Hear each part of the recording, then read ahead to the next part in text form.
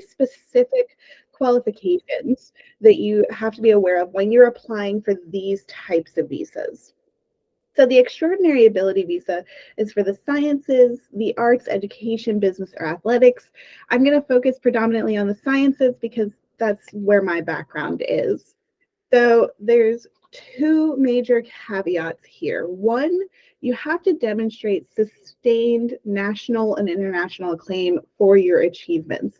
Sustained means ongoing over time, so you have to demonstrate several years in a row. On top of that, you have to provide evidence of your extraordinary ability through at least 3 of the criteria. And I'm not going to read all of these because we're going to come back to this in just a moment here. The other type of visa that you might be interested in is the EB1 B, and this is for outstanding professors and researchers. So this is for individuals that are recognized internationally as outstanding in their academic field. They have at least 3 years of teaching or research experience in their field.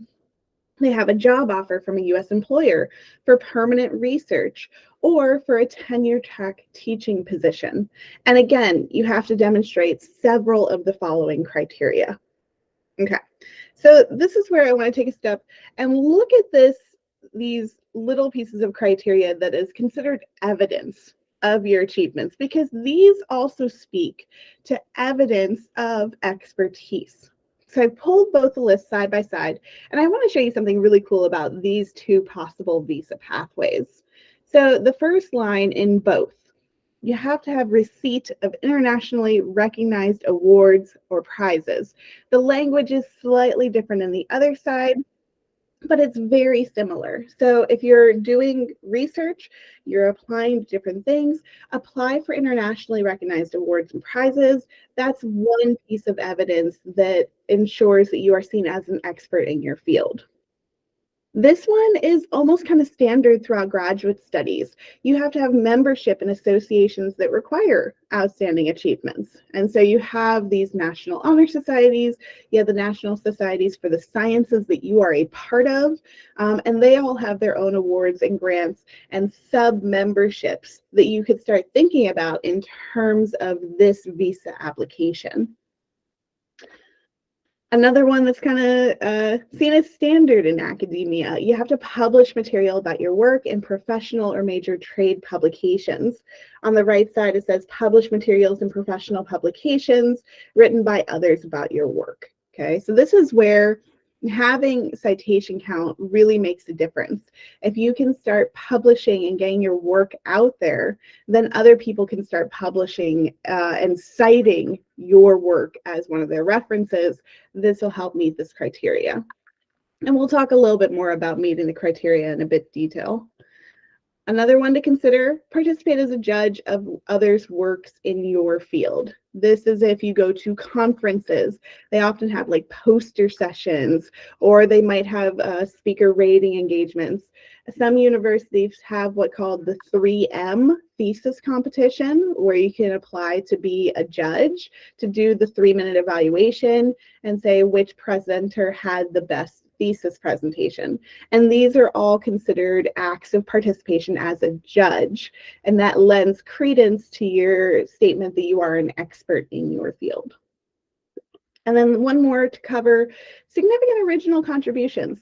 If you're doing a PhD, quite frankly, you are contributing to your field. You are not just a student anymore. You're doing research, you're contributing novel ideas, you are probably teaching, or you're working in a research lab helping younger researchers learn their way through the processes. And so these are things that you'll talk about in a little bit more abstract ways right alongside those very concrete publications and mentorship opportunities. And then finally, you know, the whole idea of publish throughout your entire academic career.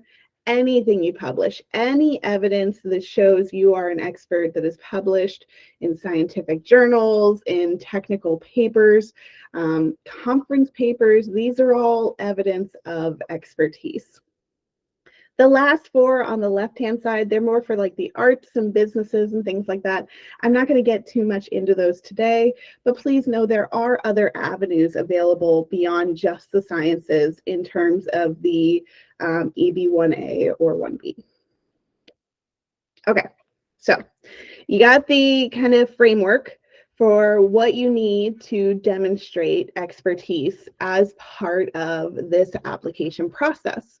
And so that kind of begs the question is, well, what exactly is an expert? You know, and actually this is a pretty good time to step back and think to yourselves, okay, what do I think an expert is? You know, what are the hallmarks for me that say this person is an expert in their field? And before I move on, I'm going to pause for a moment and let you think about that, because I have some ideas, but I'd also like to know you have some ideas here as well, because as burgeoning experts, you should know what are your hallmarks for saying you are the expert in the room.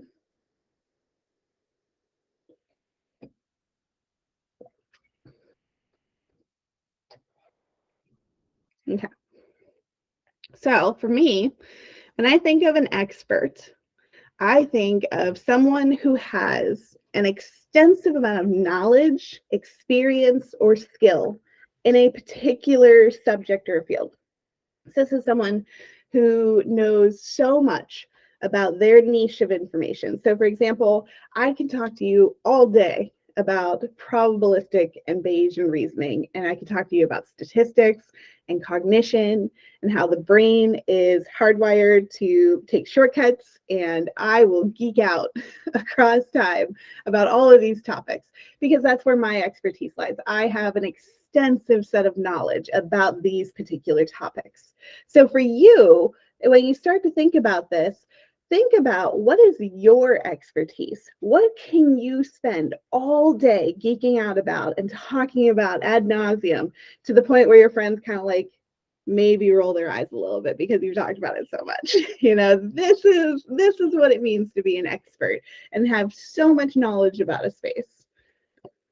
This also is typically acquired through years of education or training or research or hands-on experience. You know, when you're thinking about your PhD journey, you got 2 years for a master's degree, maybe 3 or 4 years. You have another 3 to 5 years for a PhD. That at the longest time frame is 8 years of experience and expertise that you have built up. You know, and this is a point I do want to make for you, is once you're past the point of attending classes and you've kind of moved on to like writing your thesis, you're doing comprehensive evaluations, you're writing your dissertation topic, like you're no longer a student here. You are a trainee and you are developing expertise, you know, so just start to think about it that way as not just education, this is hands-on training. And then one more point to this is that you're recognized by the peers, you're recognized by professional organizations, and you may be recognized by the public, okay?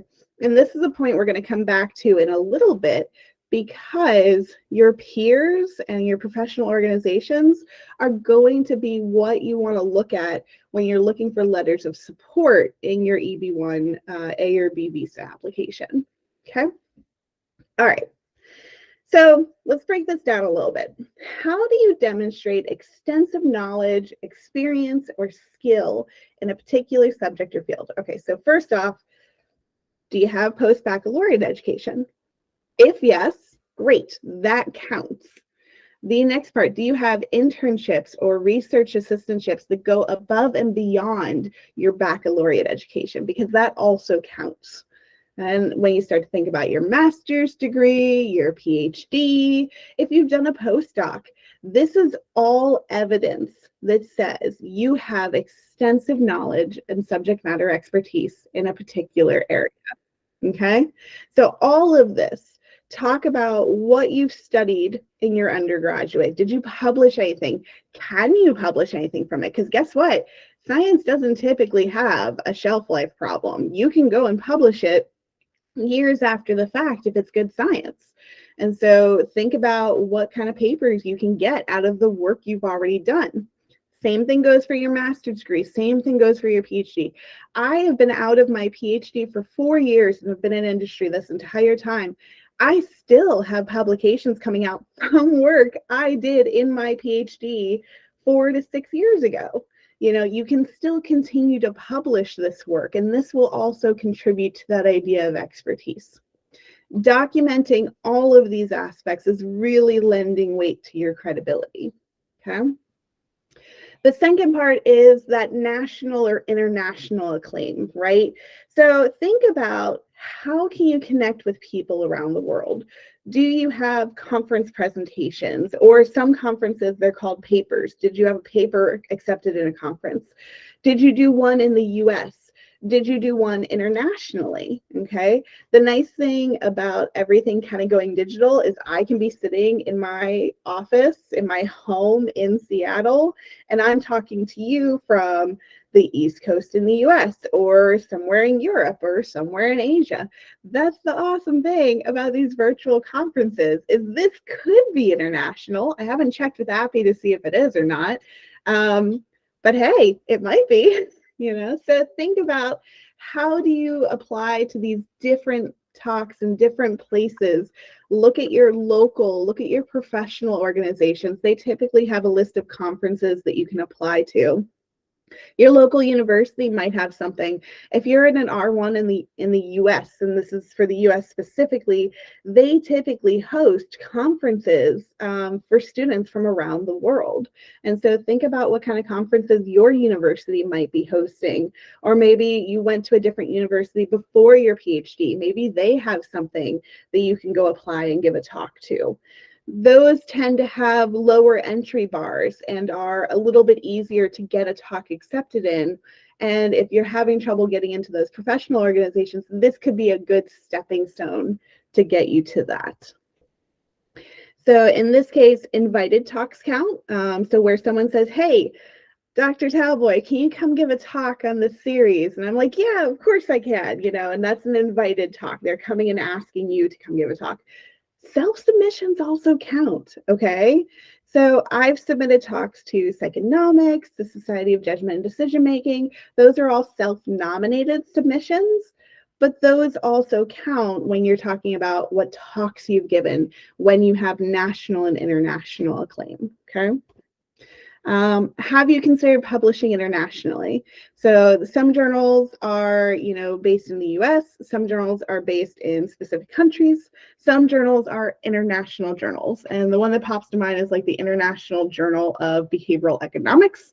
That is considered an international journal and speaks to that international acclaim piece, okay? And like I started with, virtual talks around the world, the ability for technology to make it so we don't have to spend a lot of money to travel really opens up this idea that we can have an international presence without ever having to leave our home office. So think a little bit about how you can use technology to your advantage, and think about how you can start making connections with people, not just in your local area, but really across your entire field.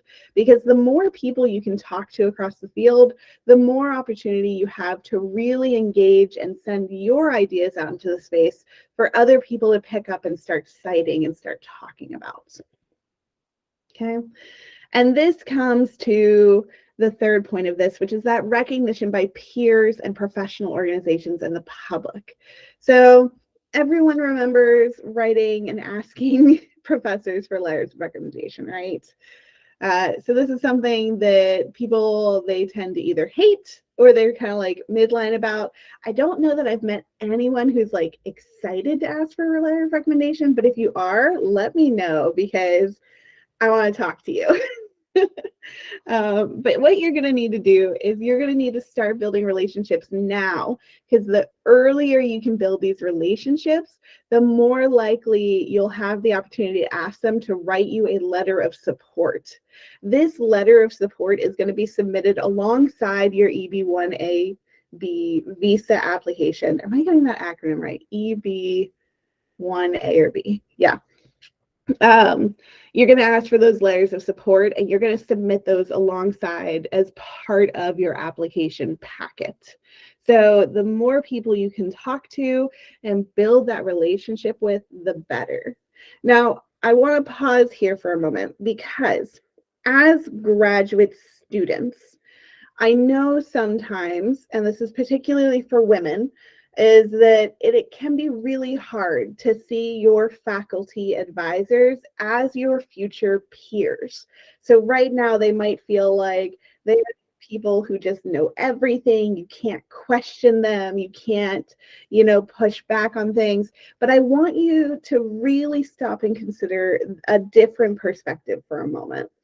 Right now, you are learning, you are a trainee, you are building your expertise. When you graduate, you are actually going to be peer to those faculty members. You're going to have the exact same credentials with probably maybe a little bit more rigor, because if you consider the 30-year difference between education 30 years ago and the education today, everything continues moving forward. Everything becomes a little bit more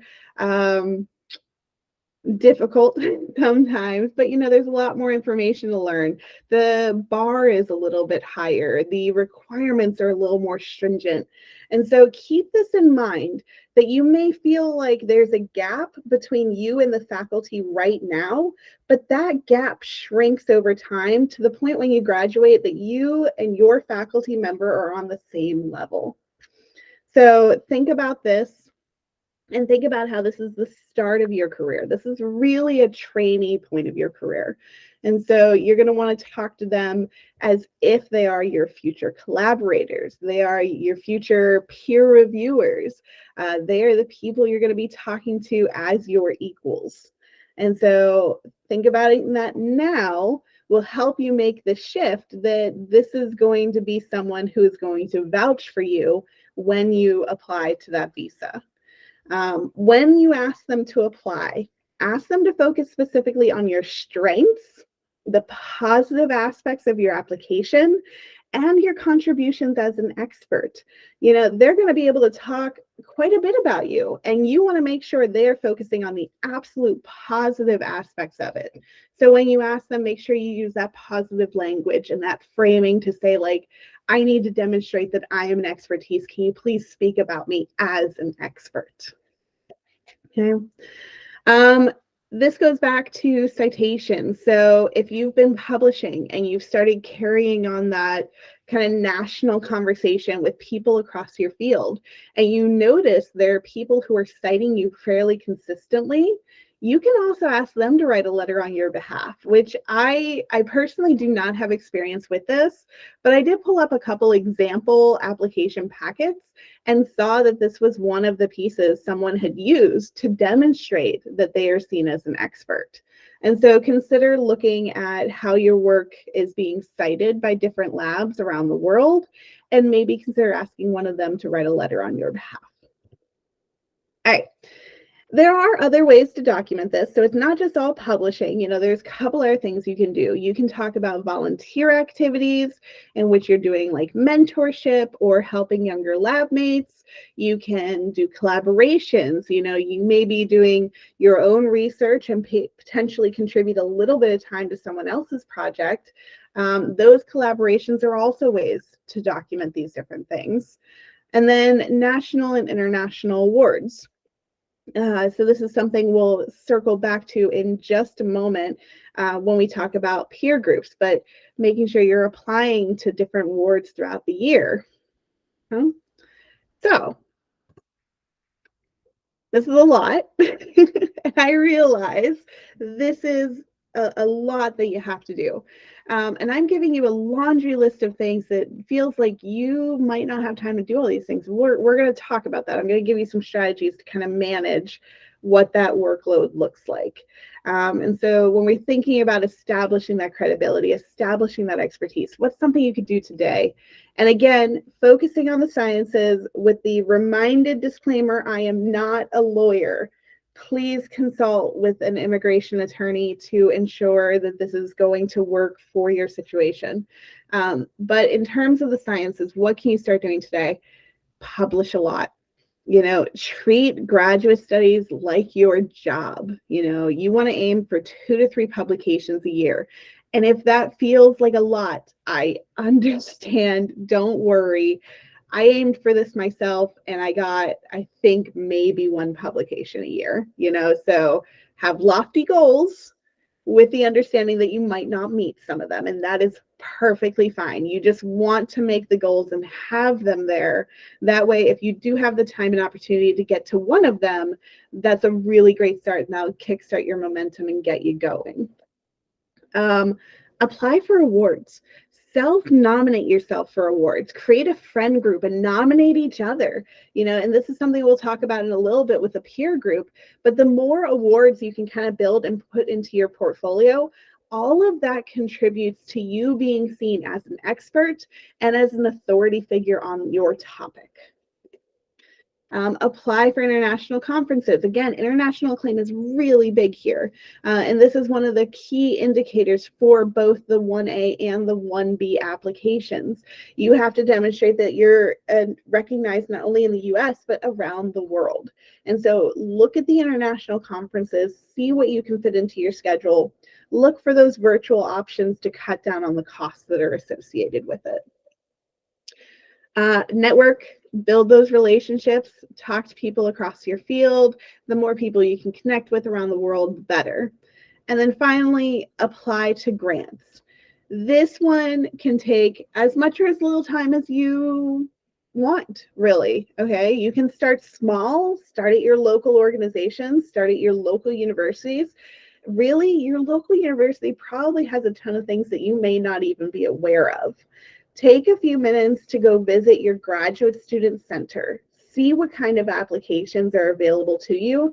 They might have a whole bunch of information that is directly relevant to your visa application, and you may not be aware of it. So take an hour, go to your graduate student's office, look at what they have in terms of mentoring, volunteering, publishing, and grant opportunities.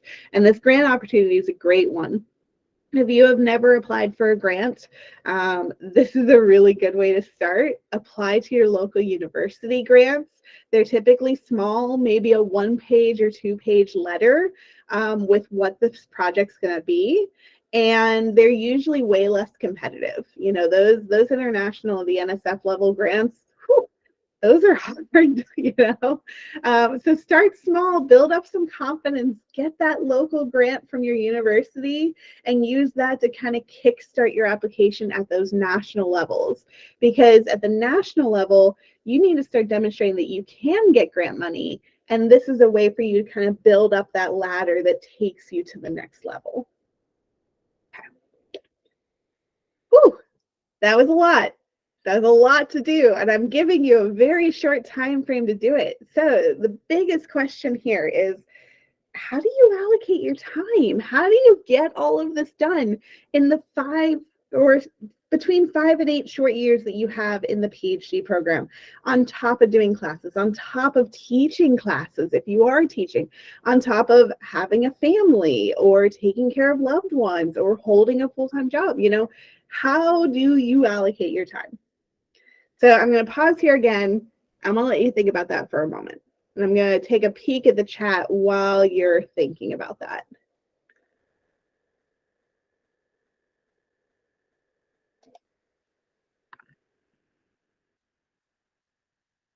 So I've gone through this exercise. And I actually added this as an excerpt from the book I published last year, which is A Field Guide to Thriving in Graduate Studies, which is all about how to kind of manage your time, make sure you're going to have space to do all the things that you're doing. And so I just pulled a quick graphic here to see, you know, what does time look like in graduate school? And so you see, let's start at the top here. We have activity, we have the time needed, we have the time left going across the top. And then each line starts with a brand new day. So starting at the top of the brand new day, you got 24 hours. All right, so let's say you just slept and hopefully you had a good night's sleep. So that was 8 hours of your time. So you have 16 hours left in your day. And then you want to take out time for food. Make sure you're eating a healthy diet, breakfast, lunch, and dinner, 3 hours to that. You got 13 hours left. Bathroom breaks. Hopefully you shower, 2 hours. You got 11 hours left. If you have a round trip commute, that might be up to 2 hours, give or take some time. So now you got about 9 hours. 9 hours to get really everything done that you need to get done. So maybe you attend classes, complete some coursework. That takes you about 5 hours left in the day. All right, so you got about 5 hours. You want to do research and writing and all of the scholarly parts of getting your degree. There's your 5 hours. But wait a minute. You still got to prep course materials. You still got to teach the course if you're the instructor. We all slack off. We all look at social media. Definitely need an hour for that. You got to talk to your friends and have some downtime. Then you want maybe social time with your friends and family. That's another 3 hours. But what about personal time? Do we have personal time? I don't really want to count my shower as my personal time, but I guess maybe I can double dip there. What about exercise? Do we have time for exercise? Well, crap. Now we're out of time. When do we fit in all of these different things? All right, so the whole point of this exercise is to say, like, hey, we got 24 hours a day. We got a lot of things to get done during the day. All right, we need to make sure we are actually allocating our time and doing work when we need to do our work.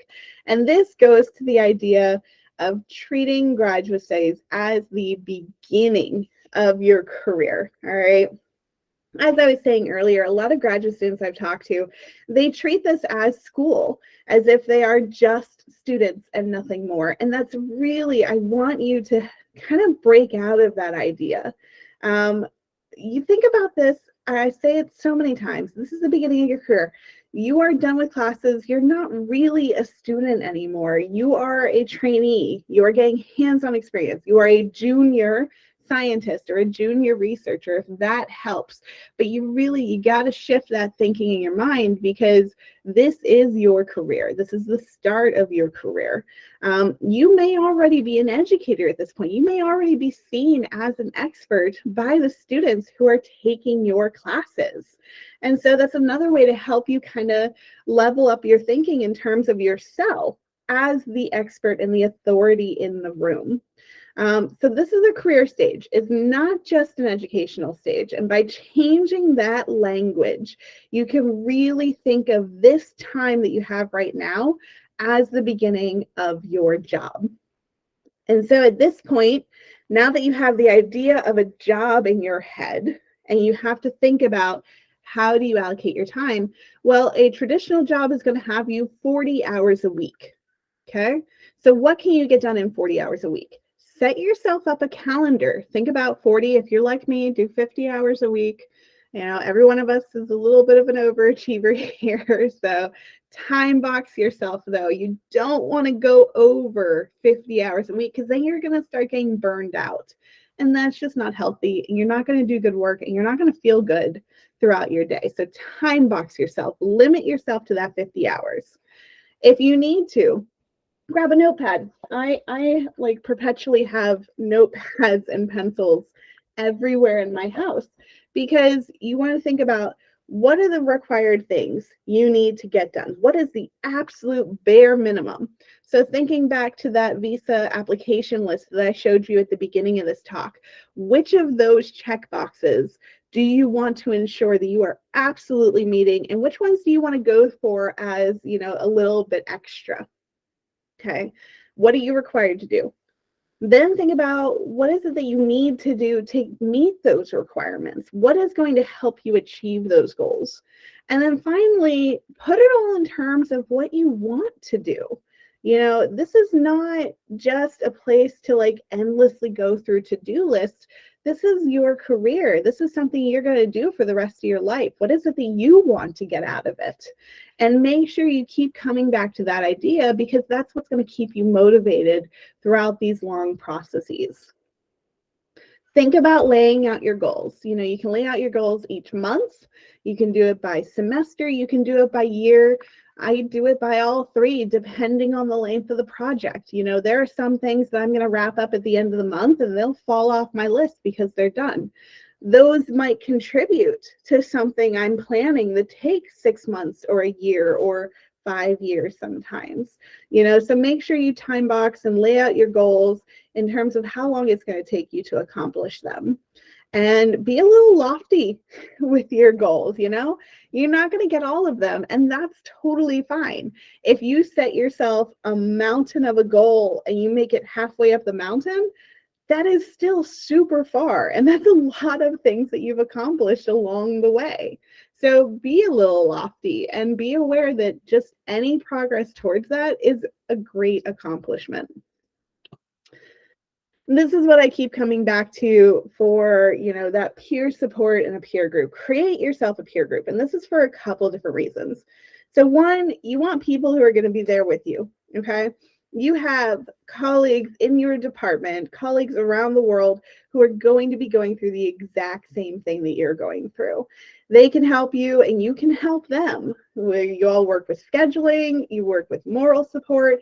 You might even have some collaborations coming out of it. The other nice thing about having this is that you can have a task buddy if you like someone to work in a lab with you. If you're like me, you prefer to work alone, maybe you meet up with them for coffee once a week or once a month, Any level of support there is going to help. The other great thing about having a peer group is that you can talk to each other and you can also help each other kind of crowdsource information. So when I talked about applying to grants, this is something where one of you might have a list of grants that you're looking at. They may have a list of grants that they're looking at. You can crowdsource a kind of giant list of grants. Same thing goes with those awards. If you're applying to awards, you're self-nominating, you can have a peer group who is nominating each of you for these different awards. And you can help each other get international acclaim by having peer submissions for these different awards at national and international levels.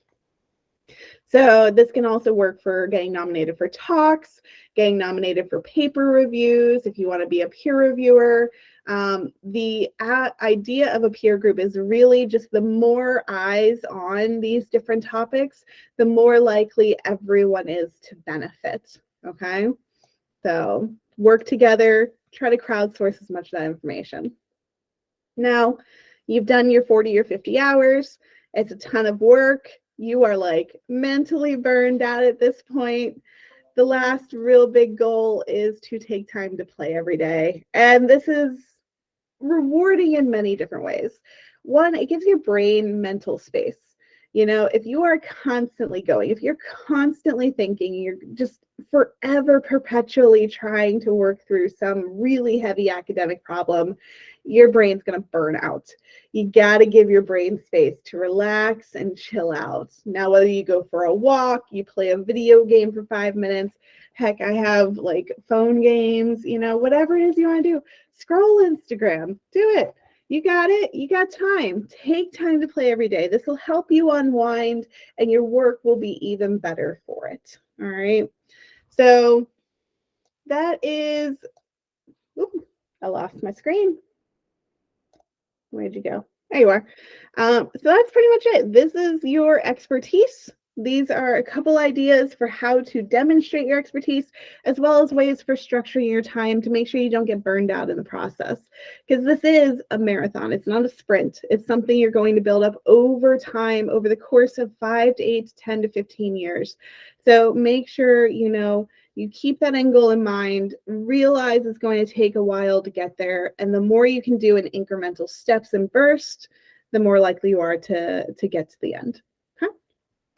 All right, so that is the end of my presentation time. So thank you for listening. Appy, I'm going to hand it back to you for the Q&A management of this. Yeah, thank you so much for a really insightful, great presentation and so many great pieces of advice. Guys, if you have any questions, you can either put it in the chat. See one message pop up right away. Thank you so much for an excellent talk. Feel free to, add your comments or questions, or you can raise your hand, artificially raise your hand, and we'll have you live speak out your question. Maybe I can get started with a simple question that occurred to me. I've heard mixed stances on this, but is it common for graduate students to end up using their PI as a recommendation letter writer in the future? Yeah, so I've actually had letters written from members of my doctoral committee. And so the person that wrote the most letters for me was my academic advisor, Dr. Sandra Schneider. She has, oh, bless her, she has written so many letters on my behalf. And then I had two other doctors from my doctoral committee who reviewed my dissertation, and they also wrote many letters on my behalf. And then there was one from my master's, two people from my master's committee, which was a slightly different area. It was more in the patient education section, and they could speak more to that side of my expertise. So they also wrote those letters. I would recommend having people who could speak to different aspects of your expertise. You know, if you are a phenomenal educator, you might have an educational advisor who has been teaching you how to structure classes and, you know, make a rubric that's really easy to adopt, or make a syllabus that isn't just endless pages of university requirements, you know. So think about the people who can talk to different aspects of your expertise, because the more you can demonstrate that kind of globalness to you, the more likely you'll have success. Okay, that makes sense. Anybody else have any thoughts they want to lay out or questions? I guess the other thing I was thinking, I'll start talking again, I guess. You mentioned volunteer activities as one of the areas where one could, you know, build those relationships. Would you mind like elaborating slightly on it? Were you suggesting using the volunteer activities themselves as as a piece of evidence on your green card application in the future? Or are you saying that, oh, you know, this would build these relationships that can then lead to recommendations and projects and things like that? Yep. So again, the disclaimer, I'm not a lawyer, but yes, volunteer activities can be used as a means to demonstrating your expertise as well as building out those community relationships. So I pulled up this evidence list again because I really want to just really reference this list, because this is what's coming out of the application materials. And just be aware that this list does change from time to time. So always consult with an attorney. Make sure you're working from the most up-to-date information from the legitimate government websites. So this was pulled today as of 2020. I was just about to say 21, that's the wrong year, 2023. And so take a look at this. When you're talking about volunteer activities, this is something you can do as part of your membership in different associations. This can be considered a contribution to your field if you're mentoring junior researchers in your, like, say, for example, you're a lab manager for your advisor, you're mentoring those junior members of your lab. That is part of the contributions to your field, and that is helping you be seen as an expert. The volunteering to, you know, participate as a judge in local academic competitions, or, you know, things like that, those can all be seen as one of those requirements in that list. So this one right here is participation as a judge of others working in your field. That's typically a volunteer position. Okay, so think about these different pieces of evidence that you have to demonstrate and see what parts can be done as volunteer work versus paid work versus something else that you're just doing inherently. Aditi, go ahead. Awesome. Thank you so much, Alaina, for this wonderful session.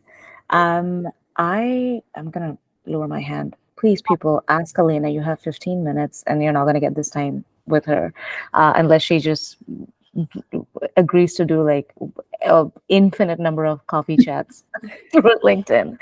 I hope you snap her, but no, not really.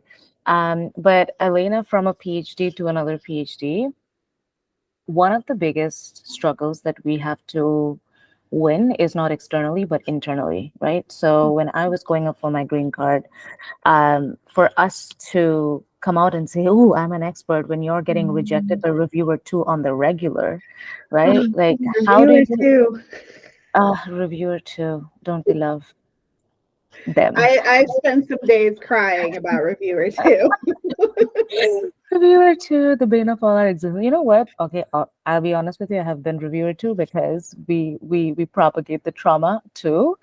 That's how we deal with trauma. But Compliment sandwiches. Don't be reviewer too. Give compliment okay, sandwiches. I was reviewer 1.5. Like that's how I was. I was not that ruthless. But the thing is, like, one of the biggest mental blocks that I had was we tend to compare our prowess with our immediate peers, even if they are not going up for their green card, right? Like, I felt so fraudulent when I was going up for my green card, but I'm like, oh, I can't even like get my paper out. I mean, forget about being an expert in the field. I'm not even an expert in my department.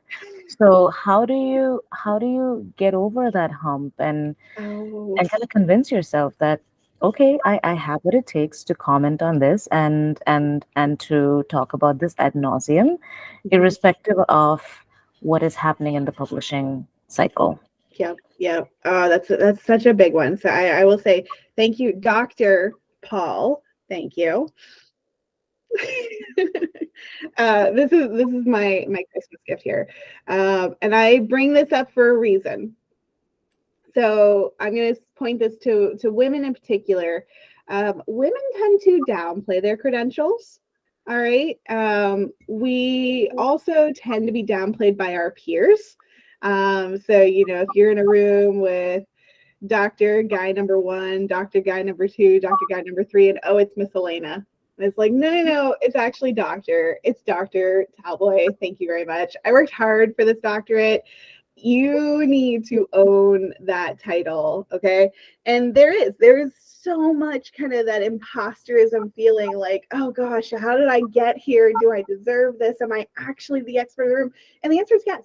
Yes, you absolutely are. There is not a question in my mind. You have a PhD. You are the expert in the room in whatever your expertise is in. And I will sit here and I will be your cheerleader all day long. But for yourself, for you to own that expertise, you need to think about who you are. I know the urge to compare yourself to your peers is tremendous. It's real hard, and it's something, gosh, we just do it all the time. I'm going to give you an idea to think about. Instead of comparing yourself to your peers, because we all know social media, everyone presents the most positive aspects of themselves every single day. And we look at that and we see just rainbow and sunshines for our peers. And we're like, what the heck? My life's not rainbow and sunshines. Guess what? To them, it probably looks like it is actually.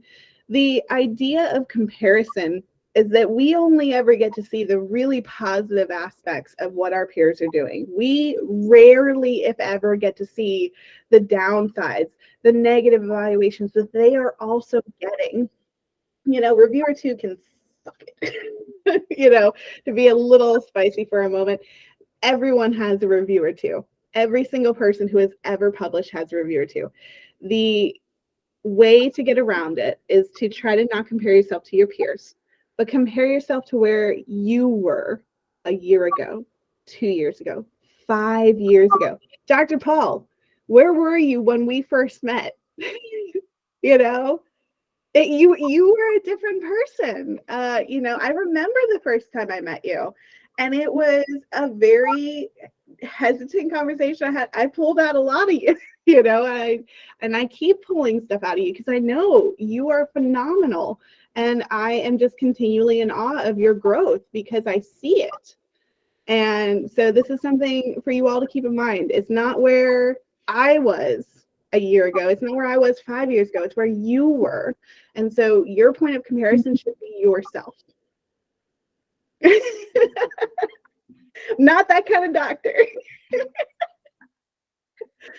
Oh, but thank you. I mean, this is a legitimate concern, and I say that with levity, but also with a lot of concern because the two people who have the same energy but two different names are USCIS officers and reviewer two. They have very similar energies where they will come back and tell you whatever you've done is not enough. Yep. And you have 5 patents, not enough. You have 6 publications. So in those moments when you do get an RFE or a revise and resubmit for you to not not step your foot out of the pedal and say, oh my gosh, I'm no longer the expert or the person who I thought I was, but to provide more evidence, as PhD teaches us, Yeah. to support your null hypothesis Yeah. or your alternate hypothesis, depending on which one you choose, is Yeah. that you are an expert, but you just need more evidences to Yes. demonstrate that you are. And that's something that I had to learn the hard way. And I wanted everybody to know that yes, there will be a voice inside of you which will convince you that I'm an expert. That's a bit of a stretch, but you have to. You have You have to. to. Yeah. Yeah, you have It's to. reviewer 2 is not a stopping point. It's not a stepping back point. It's a pausing moment. And it's a pausing moment for you. The first time you read it, the first time you see it, it's going to be like a punch to your gut. And I wish I could stop it. It really is going to be a punch to the gut. The best way to handle it is step away for a day, come back, reread it through the lens of like, they evaluate thousands of applications every single day. They're probably going to be very short, very curt, very to the point. It's not speaking to your character. It's not speaking to who you are. Think about it in terms of them and what they have to deal with every day. And you'll realize they're probably just being very, very direct. They're not, hopefully, I'm going to assume positive intent here. They're hopefully not trying to be a real mean person. They just have to deal with a lot of people. And so help them understand, figure out what is the gap that they're seeing, and then address that gap. And you probably already have some stuff to address it. Yeah. Yeah, but honestly, like the mentality that you use for reviewer 2 is the same mentality we use for USCIS officers. They're not, let's assume they don't have malicious intent. It's just that the way it's so apparent to us, it's not as apparent to them. And truly, this is just another blind review that they are going through. So it's up to us to make it very, very clear. Anyways, I'm doctor explaining. That's okay, doctor. I greatly appreciate your voice and expertise here. This is not my area of expertise on the application process. So yeah, good. Awesome.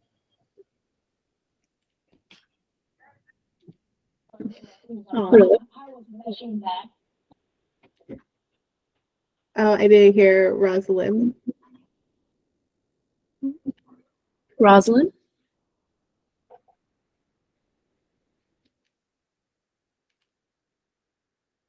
Oh, she muted. Okay. Hello, can you hear me? Hello. Yes. Good evening. Good evening.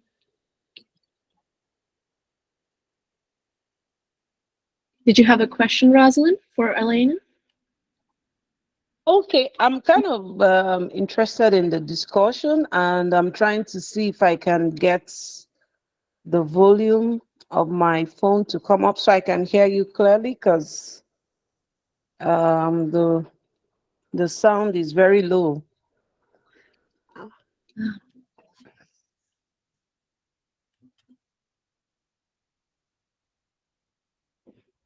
Let's see. Okay, if you can hear me, sorry, I'm joining you very late. That's okay. I think I've missed a lot regarding this discussion in terms of seeking for opportunities using the EBI visa route. If I'm correct, please correct me if I'm wrong. You're correct. Okay.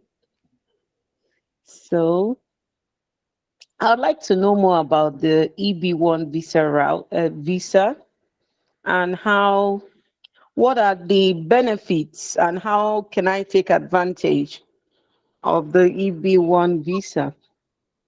Because I don't actually know what it is. Okay. I'll kick that one over to Dr. Paul for a moment. Hi, Rosalind.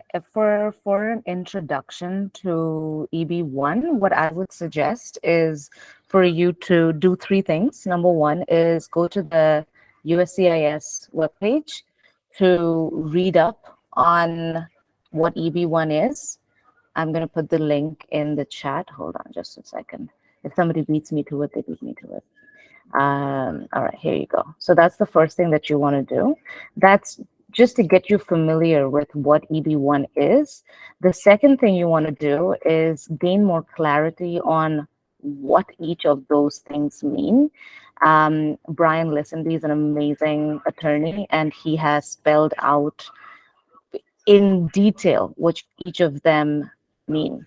And the third thing that you want to do is keep coming back to these events. And progressively, you're going to get more information on what this visa is and if it is the right choice for you. So the next event, which is completely immigration focused, is happening on, let me tell you, as soon as I find that out, on April 22nd. So if you want to mark your calendar, you can come back and we can talk more about the specifics of EB1. Good? Okay. All right. I Thank you get for the it. question. Yeah. Same for you, Arun. How early one should start working on EB1 application? That's a great question. That's the timing, and these immigration specific questions is something that is beyond the purview of this conversation, because as we know, Alaina, Dr. Talboy, is not an immigration expert. She's an expert's expert. So if you have any questions about that, that'd be great.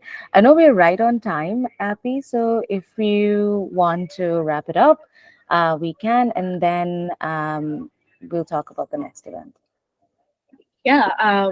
Well, first of all, thank you so much, Aditi, for setting this up, Dr. Talboy for coming in and creating all of this great information for us to learn from.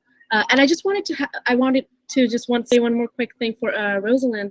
I learned about this whole process starting December. So I'm very, very new too. And just by coming to these events that Aditi has been setting up, I know so much more now than I did in December. So within a couple months, hopefully you'll be on track. But all right, we're gonna wrap everything up now, and I'm gonna pass the floor on to Aditi to give us information about the coming. Thank you.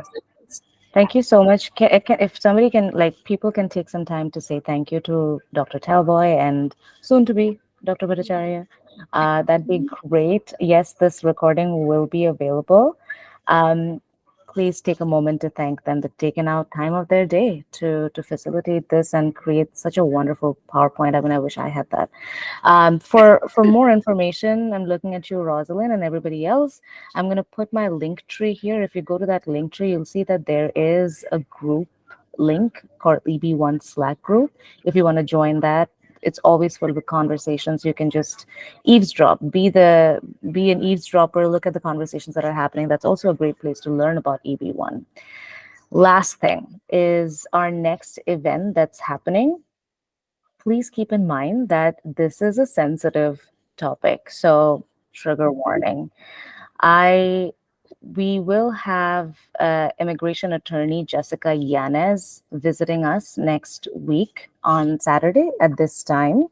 And this is especially for vulnerable population, and the vulnerable population within immigrants is female immigrants, because your life and your legal status in this country is controlled either by your employer, or if you're an H-4 visa, by your spouse.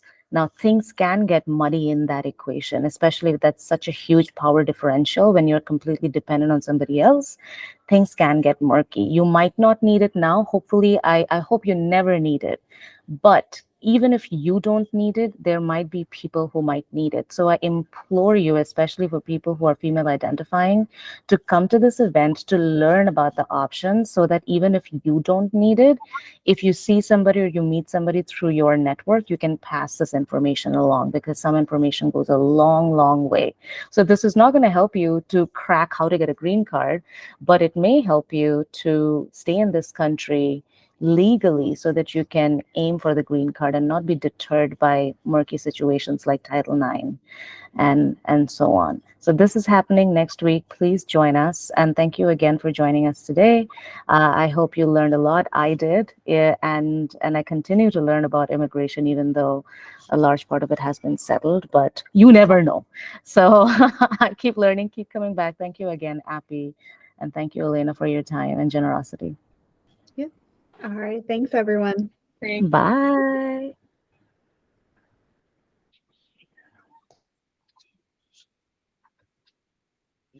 How do I stop recording?